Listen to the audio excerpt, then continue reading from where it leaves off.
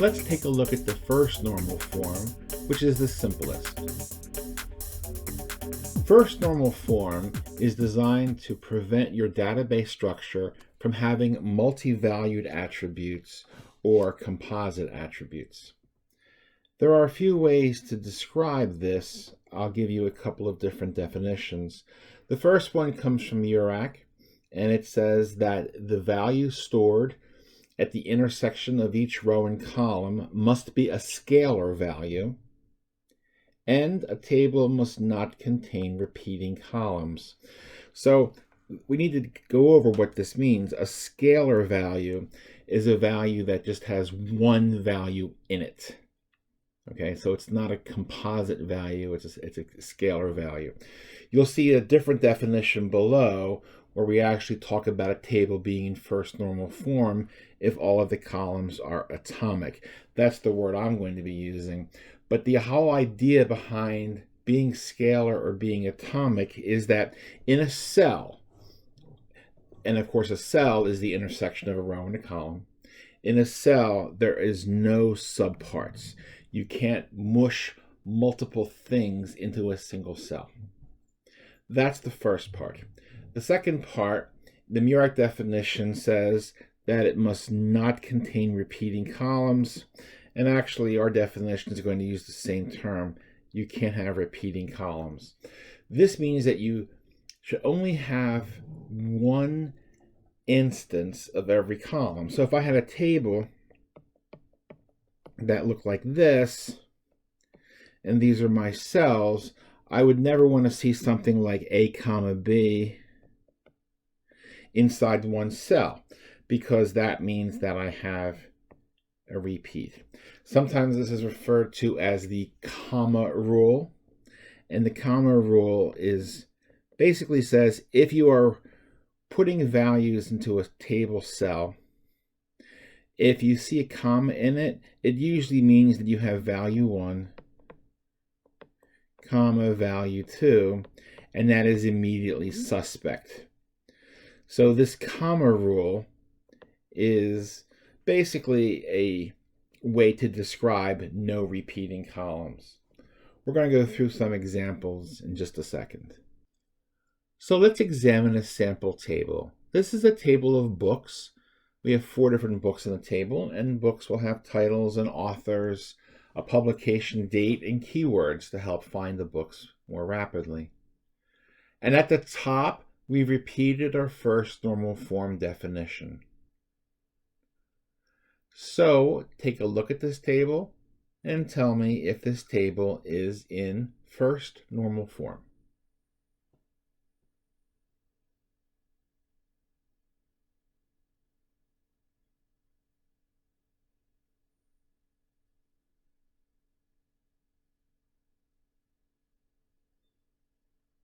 Okay, let's move to the answer. The first part of first normal form is that all the columns of a table are atomic. That is, they do not consist of any subparts. So let's take a look. The first column we have is the title, and that's just one title. There's no subparts in there. There's nothing else in there but the title. It's not a title and a subtitle smushed together. It's just the title. I can't break that down any further. That's pretty atomic. So making use of Ruby, objects first with Java, programming Ruby, CSS in depth, all of these seem to be very atomic.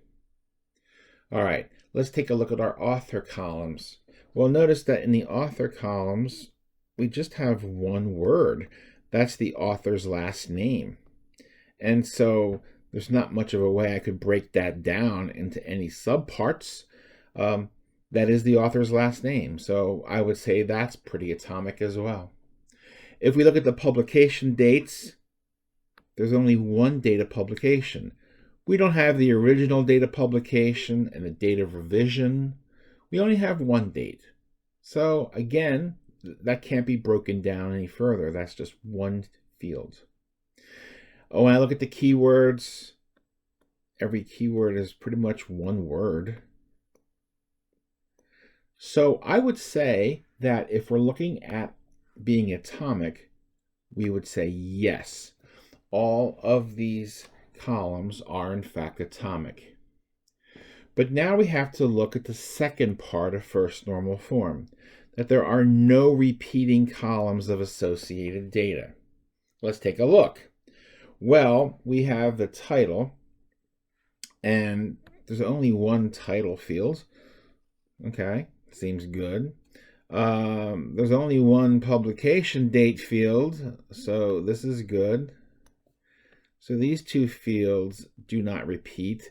But then let's take a look at the authors. The authors do repeat. Look, I have 3 repeating columns for author 1, author 2, and author 3. That is a repeating column. So we're not in first normal form. Also, I violated a second time with the keywords, because if you notice I have columns for keyword 1 and keyword 2. So both of these instances would lead me to believe that I am not in first normal form. It's a dead giveaway when you see something like author 1, author 2, author 3, that these are in fact repeating columns of associated data. So very good. If you guessed this was not first normal form, you were correct. Okay, so let's revise the table a little bit. Let's get rid of those repeating columns. Now we only have 4 columns. We have a title, we have authors, we have the publication date, and we have keywords. And so now you might say, looks like we're in first normal form now. We're still as atomic as we used to be, and we no longer have repeating columns of associated data. Except that's not true. We've really cheated. We still have more than one author per row. We still have more than one keyword per row. The fact that we still have Barnes and Coling here, that's nothing more than a trick. That's author 1 and author 2. When I looked at Programming Ruby, here's author 1 and author 2 and author 3. And over here, this is keyword 1 and keyword 2. The fact that I have tried to fix it by putting them in a column called keywords and a column called author, that doesn't work. And the dead giveaway here is that my column names are pluralized. When I have a column called authors, by its very definition, it's saying I'm storing more than one per row. And so this is also not in first normal form. So how do we correct this table? How do we put this table into first normal form? Well, this table suffered from repeating columns of information. So for example, the book Programming Ruby had Thomas, Fowler, and Hunt as its 3 authors. So what we have to do is to make 3 rows for that in our new table. Here's the book Programming Ruby, but every row only has a single author. This row has Thomas as the author, this row has Fowler as the author, and this row has Hunt. Similarly, we can look at the other row where we had trouble, where we had 2 keywords, CSS in depth, and that's going to turn into 2 rows as well. And the first row is going to have HTML5 as its keyword, and the second row will have CSS as its keyword. Now, if you look at this table, you probably don't like it. I don't like it. That's because we never really stop at first normal form. We usually go further. But we've corrected the first set of problems. In this case, we've corrected repeating columns of information. We're going to correct something new in the next slide. Here's a new example. This is a list of students and their address and phone number on campus. So is this table in first normal form? I'll give you a few moments to look at it.